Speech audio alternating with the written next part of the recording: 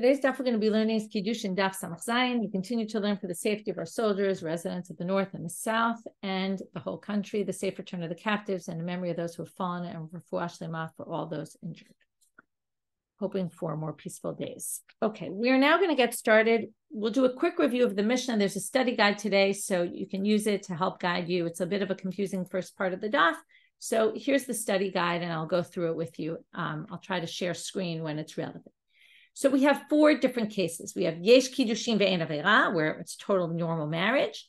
There, the child lineage is going to go by the father. And then the Mishnah gives an example, like any Kohen Levi Israelite that marries a Kohen Levi Israel, right? If the father's a Kohen, the child's a Kohen. Father's a Levi, child's Levi, father's Yisrael, child is Yisrael. That's case number one. Very simple. Although we're going to see it's not really so simple, okay? And the other thing I want you to notice is the language that the Gemara is going to pick up on, which is each sentence is introduced by the words kol makom, any case, as if it's including everything. But then it says ezozo, what is this specific case? And then it gets specific. So as we go on today and we have some questions and we want to resolve them, we're going to use this language to say, oh, kol makom must be including something that isn't mentioned here. And ezozo is going to be exclusive, saying, oh, no, it's only this case. And we're going to have a bit of a back and forth, like a seesaw, between saying kol makom is including some additional case, but ezozo is limiting some other case. Then we have the second category, where there's Kiddushin, but it's forbidden relationship, okay? That's what we say, Kiddushim or Tofsim, even though it's forbidden, like, right? And in those cases, the child is going to be by the pagum, whichever is the worst scenario here. So, like, for example, all the forbidden marriages for Kohanim, the Mishnah says, any mamzer or natin who marries, right, whether the male or the female, it doesn't matter, the child's always going to be a mamzer. That's why mamzer is always a huge problem, because you're going to end up with children that, you know, it's going to keep going throughout the generations. So let's just start with those two cases for review right now, okay? That's going to be the focus of the first half of our class, or even more than half is going to be on that. So the Gemara starts up and says, kol makom sheyesh kiddushin. They go back to the first case. Okay, there's kiddushin and it's not forbidden at all.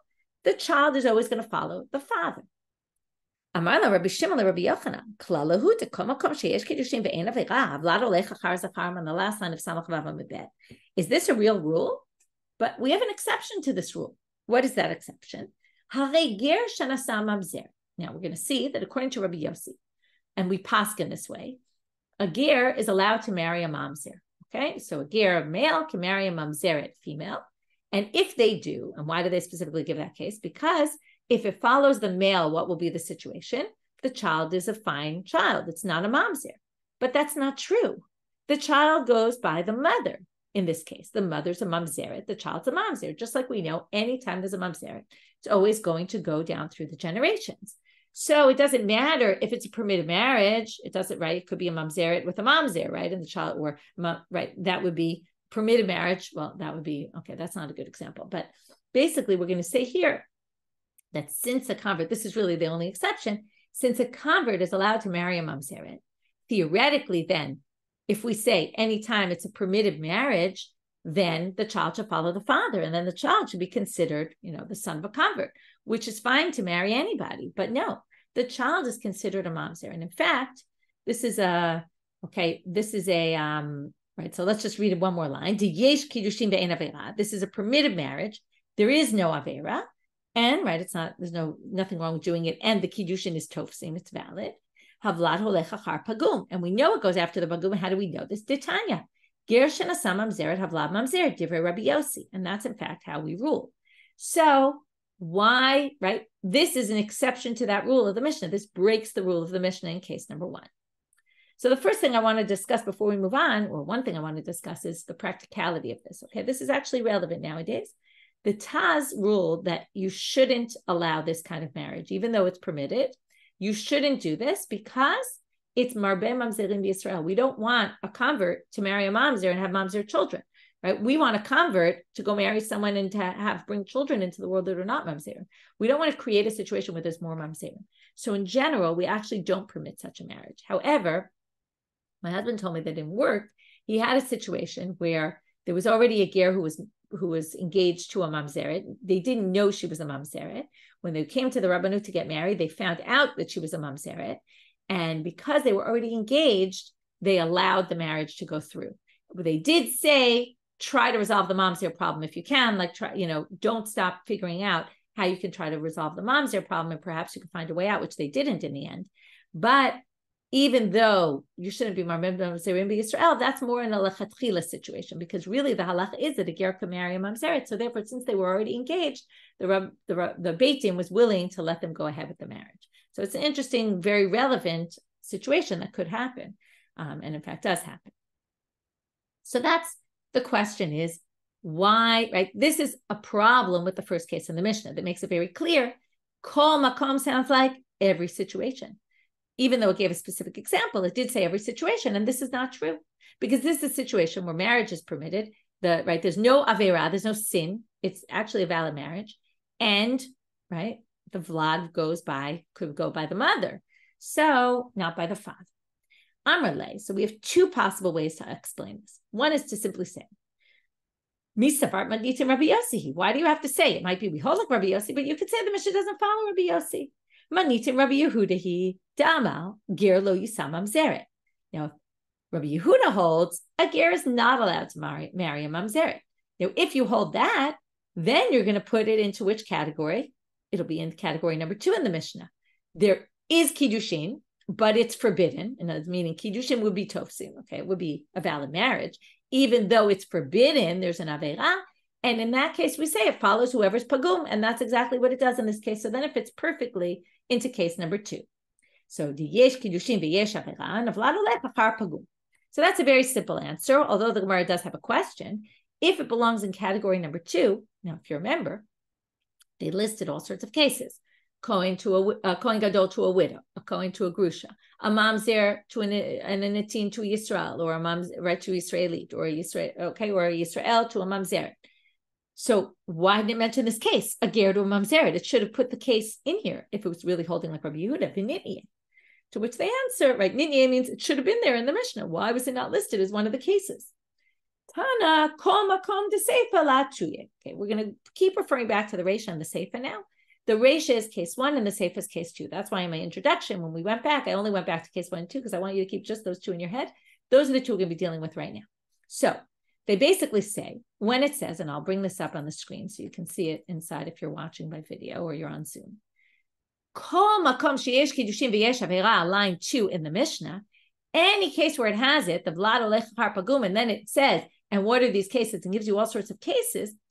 Well, it gave you some cases as examples, but the word kol makom comes to say any case where this happens, which basically is coming to include a ger, a convert that marries a mamzer. Okay, that's answer number 1. So again, our question, just to review, our question was, it said any place where there's Kiddushin and no avera, the vlad follows the father, right? The child will go by the father. According to Rabbi Yosi, this isn't true. It's not every case, because a ger shenasam mamzeret would be another case, and it actually follows the pagum, not the zachar, not the male. It follows the problematic one, which is the mamzeret, the woman. So why is it not mentioned here? To which they answer, because the Mishnah doesn't follow Rabbi Yosi. Okay, and then we explain. Therefore, that puts this case into category number 2, which works perfectly because there it says, why doesn't it mention it in the detailed list of all the cases? Because kol makom came to include any other case as well. Okay, very simple. Now the Gemara is going to give a different answer, and that's going to lead us to a whole slew of questions. A second explanation is to say, really, the Mishnah follows Rabbi Yosi. Okay, now, why is it not meant? Yeah, case number 1 is a problem because it says anytime where this happens, the vlad follows the zachar, and it's not true. It's not anytime. Ger shenasam mamzeret is an exception to the rule. To which they say, oh yeah, there's exceptions to the rule. Ezozo limiute. Why does it say ezozo in the end? If it really meant every case, kol makom literally, where there is kiddushin and there's no sin, the vlad follows the zachar, which is what we thought, then it didn't need to say, and what is an example of this? What is an example of this? Right now, they're going to explain to make the Mishnah work with Rabbi Yosi means only in this example. Ezozo is limiting. It's saying, in what case would we say where there's kiddushin and there's no sin, that follows the male? in the case where it's a Kohenet Leviavi Yisraeli that married a Kohen Levivi Yisrael, and only in that case and not in any other case. That's what we're going to say right now. So now, okay, if you go down to this next chart on the page on the study guide, now we're going to have 4 questions on this. We're now assuming that Ezozo is limiting, that only those cases, and we're now going to bring, the first 3 questions are, but wait, we have a case that's not listed in the first case of the Mishnah, and yet is a case where Holech Achar Zachar. So, if you're going to say that it's only Kohenet Leviavi Yisraeli that married a Kohen Levivi Yisrael, where it goes Achar Zachar, and that's the only case, and it's limiting, why is this other case not mentioned? Okay, that should have listed other cases as well, where the Vlad follows the father, and there is Kiddushin, there's no sin, okay, and the Vlad follows the father. So, Ezozo, if you're assuming in order to make this Mishnah work with Rabbi Yosi, Ezozo means only this case, then you have a problem because there's some other cases that should be there as well. Okay, so let's go through the cases. Case number 1. Barei Halal Shenasa Bat Yisrael. We have a son who was born to a Kohen who married someone he shouldn't have married. The son is a Halal. If he marries a Bat Yisrael, a Jewish woman, okay, which is permitted, a Halal can marry anyone, right? He can marry a Bat Yisrael. Right? What can't he do? He can't be a Kohen, he can't duchen, he can't do, right, the avoda in the temple, but he can marry a Bat Yisrael if he wants. Now, so yesh kiddushin ve'ein avera. Okay, so there is kiddushin, there's no sin, and havlad holech achar zachar. Now the child is going to be a halal. So, because the way we're going to learn it, okay, and I think I might have said something different the other day, so I'm going to, if I did, I'm correcting myself. The way a halal works is that a halal is going to keep being passed on through the males. Okay, so if a male has a daughter, that's the end game. If the male has a son, then that son gives birth to another halal, another halal, another halal. This is at least one opinion. We're going to see there's another opinion. But right now, this is the base opinion, which is that male halalim keep passing it down. It doesn't matter who they marry. Now, female halalim, halalot, okay, if you're married to you're a Kohen and divorcee, Kohen and a divorcee got married, they had a daughter, the daughter's a halala. Now, if she marries a Yisrael, that's the end. Her children are fine.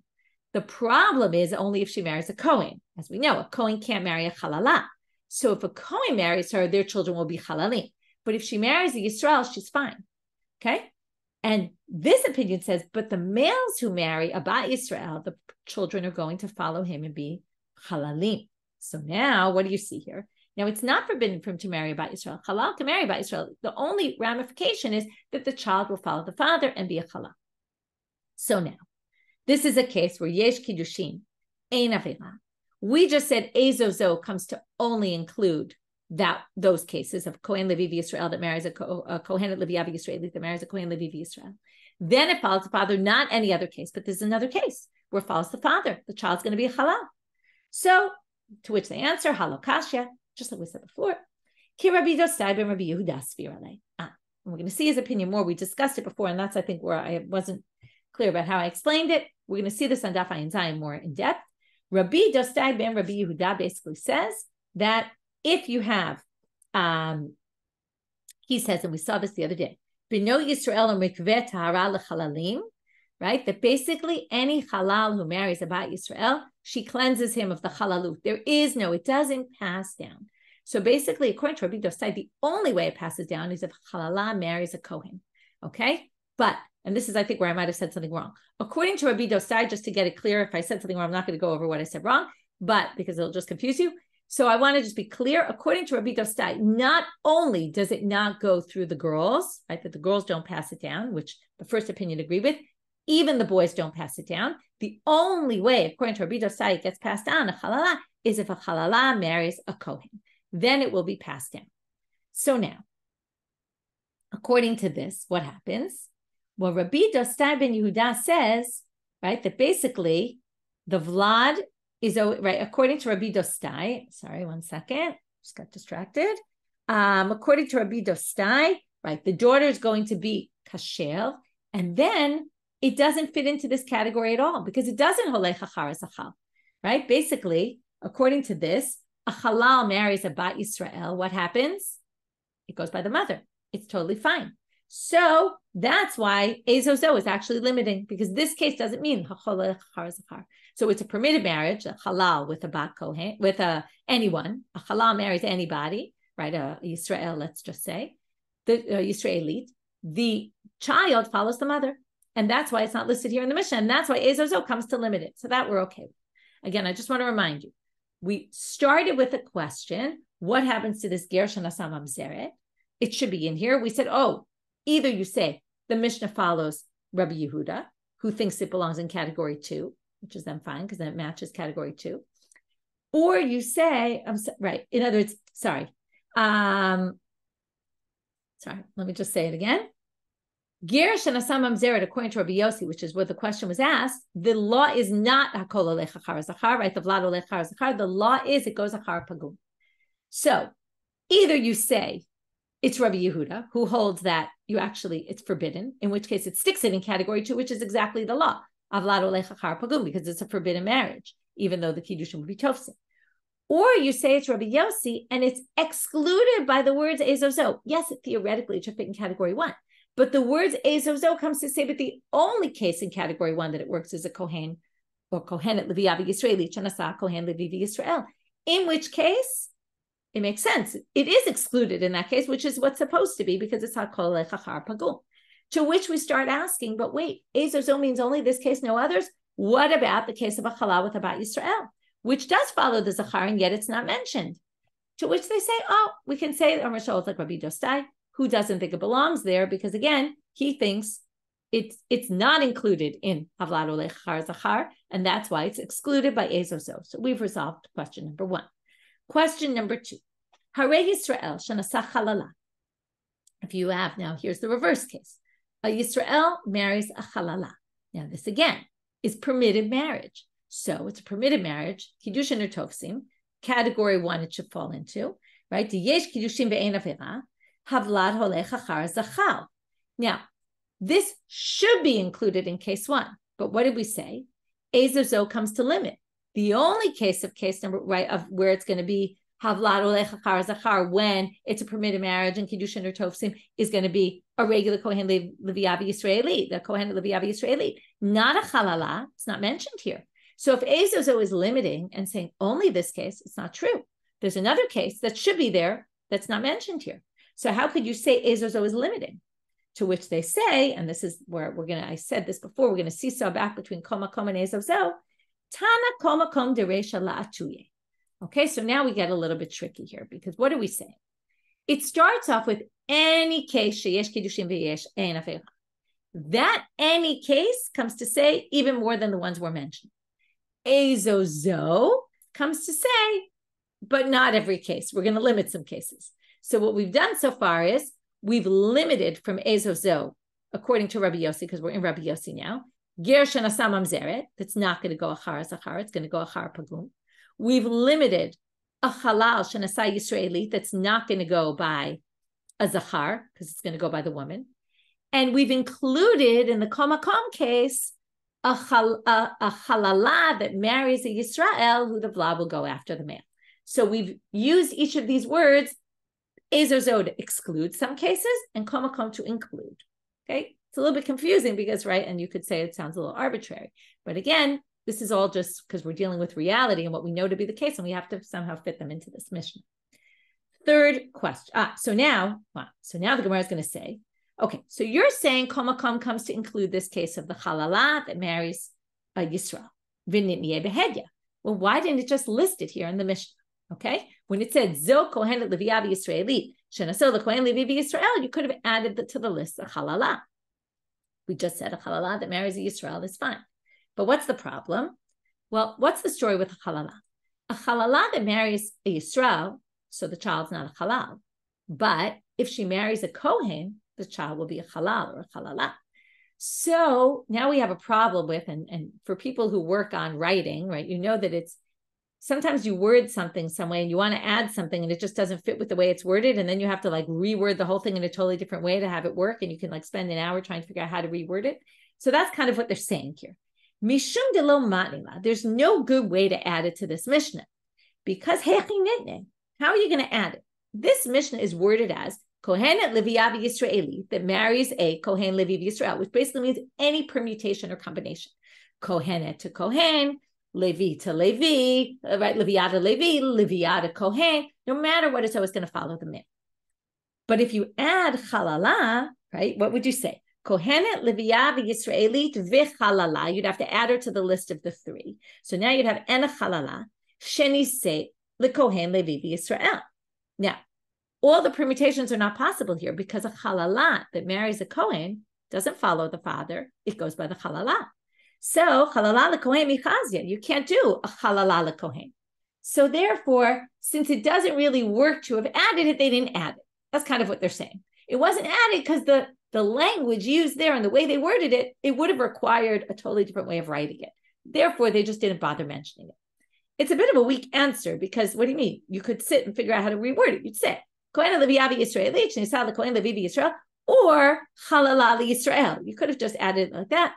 It's a weak answer, but what they're basically saying is Kol Makom is including some additional case. The reason it wasn't mentioned was because they kind of just worded it very simply and they didn't want to add something that wasn't going to really make any sense, and it was hard to figure out how to add it into this list the way the list was written.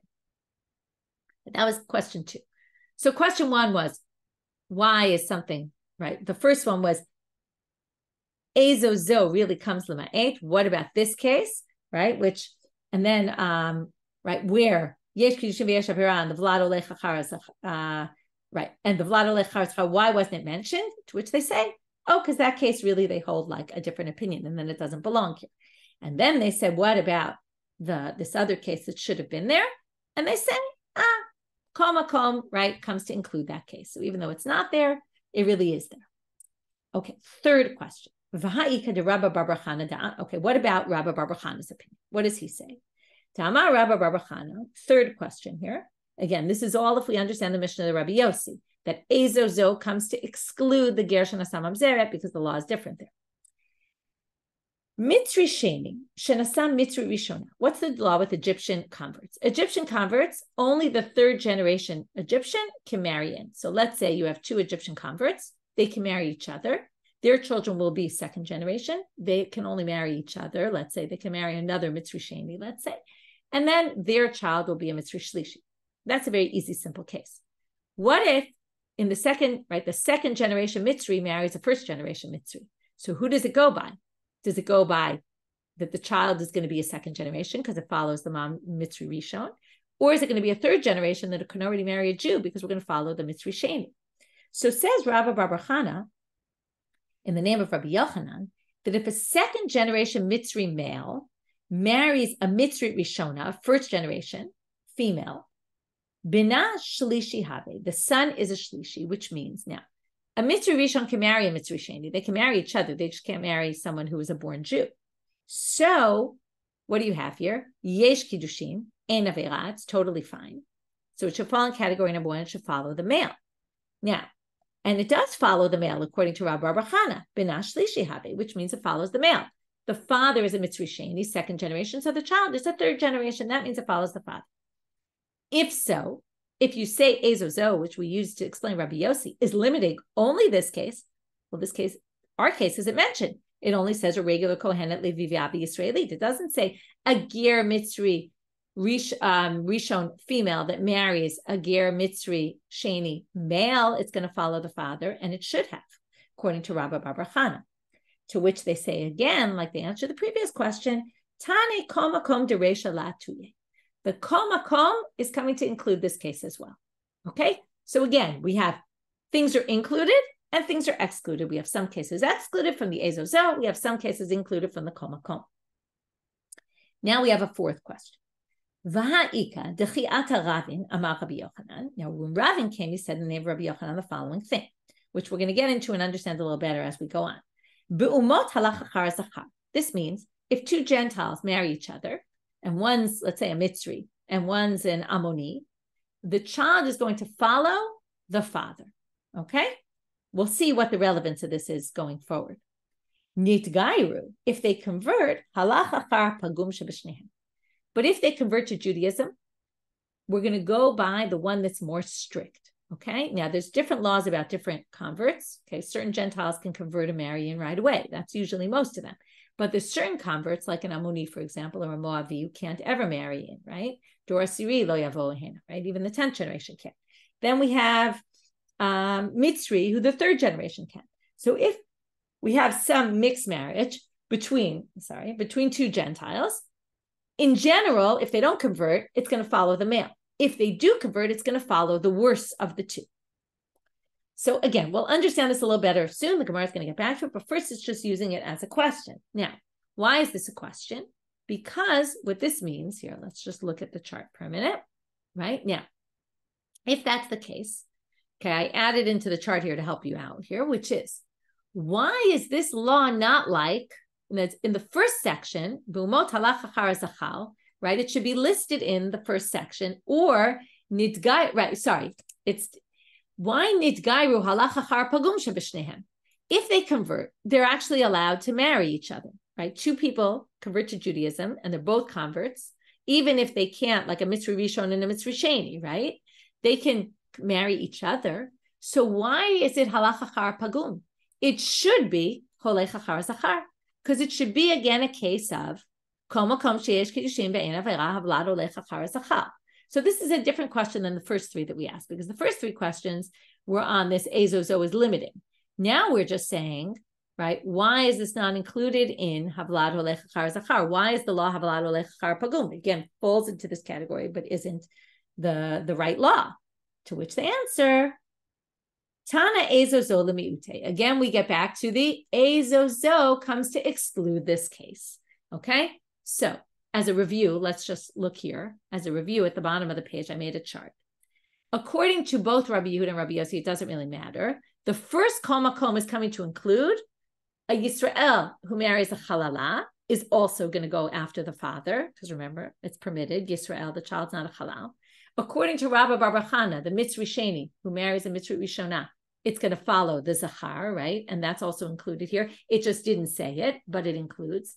The ezozo of the Reisha is going to, I think I skipped something here. I think I skipped one case here. Let me just go back for a minute. After we did the Rabba Bar Chana, I think I forgot Rav Dimi. Ula Rav Dimi da Amar Sheni Have. Okay, this is another case. Rav Dimi said, if a Mitzri Sheni marries a Mitzri Rishona, the child is actually a Mitzri Sheni. It's going to go by the worst. Halachachar pagum. Okay? Now, that's going to be a case where the marriage was permitted, the marriage is valid, there's no sin, and yet it follows the mother. So that's going to be an exception to the rule, right? So, L'Rav Dimi Damar Sheni Have, the Mishnah says, Tana ezozo lemiute.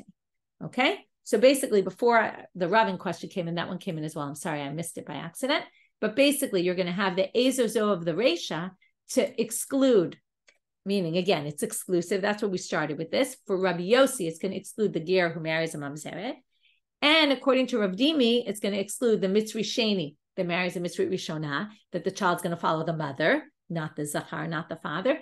And to Rabin, in the name of Rabbi Yochanan, that if these two Gentiles convert, it's going to go by the worst of the two and not the father. So those are all exceptions to the rule. And we had the inclusions of the kol makom. And we have one more thing before we go back to the Gemara. In the very beginning of the sugya, what did we say? That the ger, according to Rabbi Yehuda, a ger shanasa mamzeret, it actually goes, it's a forbidden marriage, and that's why it follows the pagum. And that's included in case 2 in the Mishnah. And if so, the Gemara said, why didn't you write it inside? They said, kol makom of the Seifa includes that case. Okay? So we basically have, according to Rabbi Yehuda and according to Rabbi Yosi, in the first case in the Mishnah, there's the words kol makom, that includes a bunch of cases, and the words ezozo exclude a bunch of cases. And only according to Rabbi Yehuda, and this is going to be important for the next section, the kol makom in the second case actually comes to include an additional case of the ger who marries a mamzeret. Okay? Not according to Rabbi Yosi, because he thinks it belongs in case 1 and not case 2. So now the Gemara is going to say, so Haimai, which one is right? Rabbi Yosi, Rabbi Yehuda, how do we understand this? Does the Mishnah work better according to one or according to the other? To which they say, Bishlam Nitim Rabbi Yehuda. Because now we're going to review what I just said a minute ago, and that's why I wanted to set it up first. Kol makom of the Reisha comes to include, okay, now we're here, kol makom of the Reisha comes to include Again, this is according to Rabbi Yehuda, Yisrael Shenasach Halala, and according to Rabbi Bar Khan, his case. And Ezozo, okay, and then we skip to those words, Ezozo of the Reisha comes to exclude Rav Dimi, Lema'et Rav Dimi, and Rav. Okay, it comes to exclude both those cases. Again, I'm not going to go through them, I just went through. But basically, what we're going to do here is look at literally at the literary structure of the Mishnah. According to Rabbi Yehuda, we have Kol Makom coming to include, and we have Ezozo coming to exclude in case number 1. And then Kol Makom of the Seifa, and this is where they differ. Until that point, they both agree. But Kol Makom in the Seifa is La Tuye Ger Shenasam Mamzeret. The Kol Makom in the second case has a purpose because it's coming to also include the Ger Shenasam Mamzeret. But that's only according to Rabbi Yehuda. And La Iyamart Rabbi Yosi.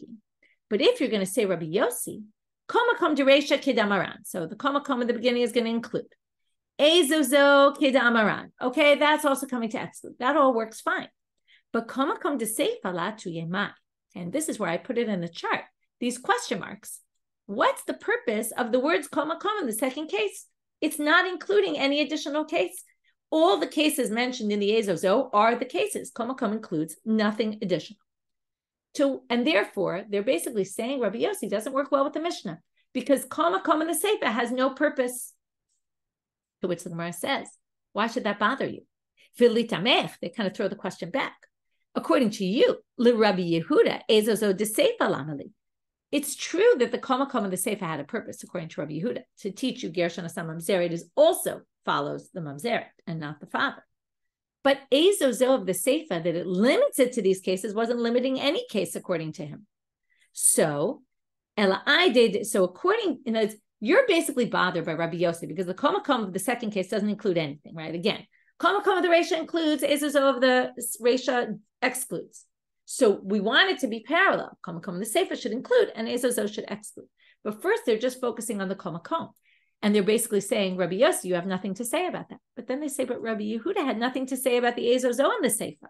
So how can you explain the fact that the Ezozo didn't come to exclude anything in case 2? To which they say, Ela Aidid Tani Reisha Ezozo, Tani Seifa Ezozo. How are you going to explain Rabbi Yehuda? Why is Ezozo in the second case not excluding any case? And if it's not excluding any case, why did you use the words Ezozo? Very simply, for structural reasons of the Mishnah. It started with Kol Makom and Ezozo. So case 2 also said Kol Makom, which actually was needed. But the Ezozo isn't really needed. It just added it anyway to parallel the language in the first case. So that same answer you could say for Rabbi Yosi as well. Just extend it to the Kol Makom. Achinami, I did Tani Reisha Kol Makom, Tani Nami Seifa Kol Makom. So basically, if you look at the chart at the end of the page, it basically shows you what the issue is. Like here, even according to Rabbi Yehuda, something's missing. So the only way to say it is to just simply say it used the same language, it mimicked the same language as the first case. So Rabbi Yehuda, it was just the Ezozo is the one that had to mimic the language. According to Rabbi Yosi, both the Kol Makom and the Ezozo mimic the previous language, and therefore this really isn't such a question. It's a bit of a weak question. It was just kind of saying, right, that almost like something's missing for Rabbi Yosi, to which they said, well, something's missing for Rabbi Yehuda as well. What does it matter whether it's one thing or two things? Either which way, even though the Kol Makom in the first case was very necessary, and so was the Ezozo, it doesn't necessarily mean that the language was so necessary in the second case. So basically what we've done so far as a quick review is, and maybe we'll do it using the study guide, it'll be helpful. We started with these 4 cases in the Mishnah. Right now, we really only dealt with 2 of them. In a minute, we're going to go to case 3. We basically said, wait a minute, every case where there's Kiddushin, what about the Ger Shenasam Mamzeret, where the flaw doesn't follow the father, according to Rabbi Yosi? Either we say it's Rabbi Yehuda, where it then belongs in category 2, because it's actually a forbidden relationship, and that's why it follows the mamzeret and not the father. In which case, why didn't it mention it? Oh, Kol Makom includes.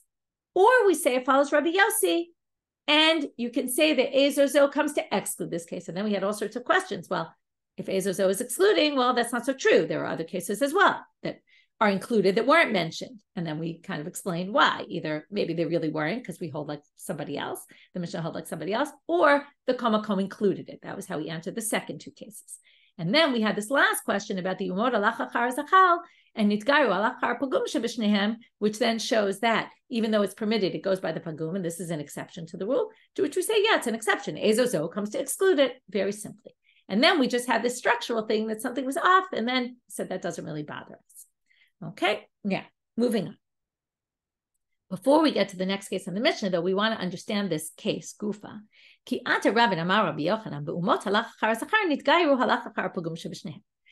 they want to understand, what does this mean? What is the relevance to us? If they're not converting, the second case was once they convert, it goes by the pagum. But before they convert, it goes by the male, the father. To which they say, who cares who it follows? And what's the relevance to us? We can't marry them anyway. So why do we care whether their lineage follows the father or the mother? Until they convert, we certainly can't marry them. So they say it's actually for a totally different issue. You might remember the 7 nations that live in the land, Canaan being the main one, and then from there they learn to all the 7. It says, Lo techayek kol neshama. We're obligated to destroy all of them. This is a sugya we've actually seen before. It's used for the following bright. And it's actually going to be relevant for slaves. Can we keep slaves from these people? If we're commanded to kill them, then they can't be our slaves. And you might remember, we talked about this not so long ago. This is why they're called Avadim Kananim, and we're going to see why in a minute. Because theoretically, an Avad Kanani we shouldn't be having. We were supposed to destroy all the Kananim. How could they be our slaves? So now this, if the mother is Kanani, the father is not. Okay, the father's not from one of the 7 nations. Doesn't mean only Kanani, it means any of the 7 nations. You're actually allowed to have them as slaves, and you don't have to destroy them. Talmud lomar v'gam mibnei toshavim agarim imachem mehem tiknu, because it says you can purchase it from people who are living among you. Now, who will be living among you if not at least one of the parents came from the 7 nations? So now they say, okay, in which case, why did you say it goes by the mother? If the mother's Kanani, and by the way, this is our case. If it's 2 nations that married each other, the vlad goes by the father. So if the mother's Kananit, you can actually keep them alive and you can enslave them if you want. You can buy them, purchase them to be your slaves. To which they said, well, then maybe if you can do that, then ulai af eved shabala shivchamanau movuli ben shasharat eved. Maybe any mixed marriage of one of the 7 nations with somebody else, even if the father. How do you know that it's not that? Talmud lomar asher holidu ba'artzachem. What does that mean? That they gave birth to these children in your land. Min hanoladim ba'artzachem v'lo min hagarim ba'artzachem. It's ones who were born in your land but weren't living in your land, meaning the women must probably follow the men. So they were born in your land, but then they left to be with somebody else. Those are allowed, but not the male Canaan. And that teaches you the law in our Mishna, okay? Which is, the law that Ravin said in the name of Rabbi Yochanan.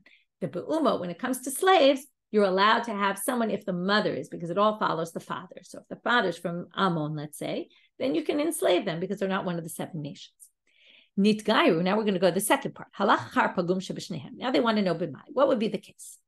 Now we want to find a case where there could be different directions as to who's going to be pagum. Okay, that's what they want to know, because if it wasn't pagum, it could be either the mother or the father. So we want to find a case where it sort of depends on the scenario. So if you're going to say a mitzri shenasa amonit, now you might remember amoni v'lo amonit, moavi v'lo moavit, meaning, right, this is why Ruth was able to marry in. She was a Moabite convert. She was allowed because they darshaned, it says in the Torah, lo yavo amoni u'moavi b'kal Hashem. And they said only males, but female converts are allowed.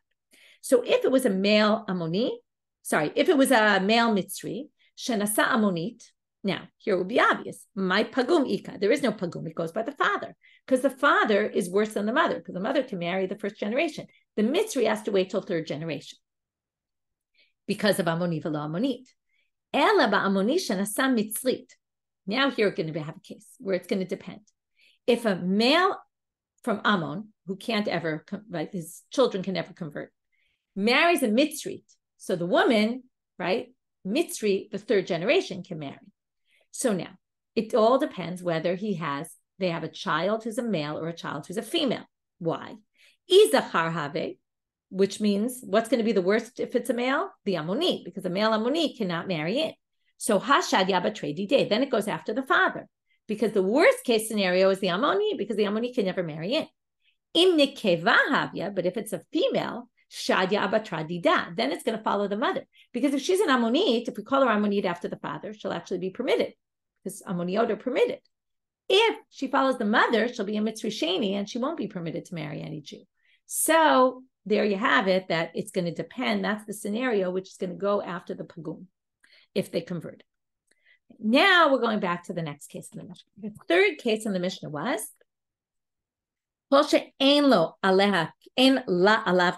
She can't marry him. But she can marry other people. What's this? Arayot. Any arayot, right? There are people who can marry anyone they want, just not their relatives, right? They can't marry each other. To which the Gemara says, and what they really want to get at, and this is what Rashi says, they really want to know not how do you know what the law is, which is, right, the vlad is a mamzer, but how do you know that that in Kiddushin Tovsin, what it says in the beginning, in Kiddushin for this relationship, but they can't marry other people. How do you know that there's no Kiddushin when arayot marry each other? Now, this is a very basic law. We've said this a million times. Now we're going to find the source for this. Two people, a father and a daughter, marry each other. How do you know that the child's going to be, that there's no Kiddushin, that it's not a valid Kiddushin, it's not considered Kiddushin at all? So that's our question. Some people say it was the name of Rabbi Yochanan, some people say the name of Rabbi Yana, or he brought the name of Rabbi Yosi. Okay, who exactly said this? We don't know. We're going to learn it from this pasuk. A marriage. If you remember, it talked about marriage. A man marries a woman and then he divorces her, and then she goes and marries somebody else, right? And then the question is, if he divorces her, right, she can't go back to the first guy. Now, and then in between stage, after she gets divorced from the first, it says she goes and marries somebody else. Now, why does it call him ish acher, a different person? Why does it have to say different? What do we learn from this? What we learn from this, notice it says, havaya is usually the language of Kiddushin, which means there's Kiddushin. If she got divorced from this man, she can go be betrothed to somebody else, but only if he's somebody else and not someone who's a relative. Acher usually means distant, different. Not if he's a relative. That means if she marries someone who's a relative, there isn't a valid Kiddushin. Matkefa Rabbi Abba. Rabbi Abba says, how do you know that ish acher means any forbidden relative? Maybe it's coming to say not the son of her previous husband. Okay, because that's a much closer arayot than some of the others. So why don't we just say it's referring to the closest arayot, which actually is only mitat beitin. Okay, it's not a karet case where it says in the Torah karet, it's a case where it says death by the court. We'll get to that in a minute. To which they say, what do you mean? You don't need a pasuk to tell you can't marry the son. We know that already, that there's no kiddushin in the son, because there's an explicit pasuk. Ben behediktive lo yikach ishat eshet aviv. You can't marry the wife of your father. That means she can't marry the son of her husband. It's the same case. It's just saying, right? And lo yikach means there is no kiddushin. Acher lamali. So why do you need acher then? Shema mina l'acherim below the krovim. That's how we get back to it must be other relatives. Now they say maybe they both are talking about the son, in which case you can't learn to all the other cases. Why do you need two psukim? One is to say lo yikach, don't do it, and the second is to say as long as she goes to ish acher, the marriage will be valid. But if she does it anyway and marries the son, the marriage won't be valid. In other words, the first one maybe only taught you don't do it ideally, but if you did, the kiddushin is valid. And the second pasuk comes to say, oh no, it's not even valid if you did. It's not even considered kiddushin. So they say, oh no, lechatchila we learn from somewhere else. Me'achot ishana. And we learn it from the sister of, right, a man can't marry his wife's sister, where it also says you can't lo yikach, which means there's no kiddushin topsim. And once we learn it by her, she's karet. Now, first we said the son is the closest relative, but now we say, well, marrying your wife's sister, it says lo yikach, and it's karet, which is more severe than mito beitin. So once karet, you're going to be punished, it's not valid. Lo kol sheken. To which they say, no, again, why don't you say, ema, right? So now, again, if you have it me'achot isha, then you don't need the pasuk of la'acher to teach you about the son, in which case you can say it teaches you to all relatives, to which they say, maybe you'll switch your argument and say the following. Maybe the acher is coming about the achot isha. It said you can't marry your wife's sister, but it also said, and you can only marry somebody else. Again, like we saw before, maybe the lo yikach is ideally, halachatchila, and the other one is hadiavad, is even if you did it, also kiddushin wouldn't be toksin. To which they say inachinami. Actually, you're right. Pasuk, right, you can't marry your wife's sister is saying, ideally, don't marry her. Theoretically, you could have learned from her if you did, it would be valid. Comes the pasuk, she goes to another man to teach you only if it's another man and not that she was marrying the guy who was married to her sister, okay, which wouldn't work. And one is lechatchila, one is diavad. So now they say, okay, so Eshkechan achot isha shar arayot minayin. So how do we get that ein kiddushin tofsim by all arayot if this is only by achot isha? To which they say, Yalpina me'achot isha. This is answer one. We're going to have two answers. We're going to learn it from logical inference. Ma achot isha miyuchedet. Let's just define, what is achot isha? It's erva. She erva. Chayavim, right? It's a forbidden relationship. Chayavim os donat karev al shigat hachatat. She does it intentionally, she gets karev. She does it accidentally, she's going to bring us a sin offering. V'lo tafse ba kiddushin, and we know the kiddushin are tofsim, that we learn from the combination of the two psukim. Af kol shehi erva v'chayavim os donat karev al shigat hachatat lo tafse ba kiddushin. So let's just learn from there. Let's just say that builds a paradigm for all other cases. We've seen this many times in our Masechet already, building paradigms. To which they say, well, it's a problem to build a logical paradigm. We really could learn from here to all arayot other than two, because there's two that are more lenient. How are they more lenient? Those two, a married woman who marries someone else is a unique case, why we'll see in a minute, and the brothers, right, for you to marry your brother's wife. Okay, we know why that's unique, because there's no mitzvah that overrides the Yisur to marry your wife's sister. But the brother's wife, when it's a yibum, of course you can marry. There's a way to override this. So maybe it's not as strict as achot isha. And eshet ish nami yikal mifrach.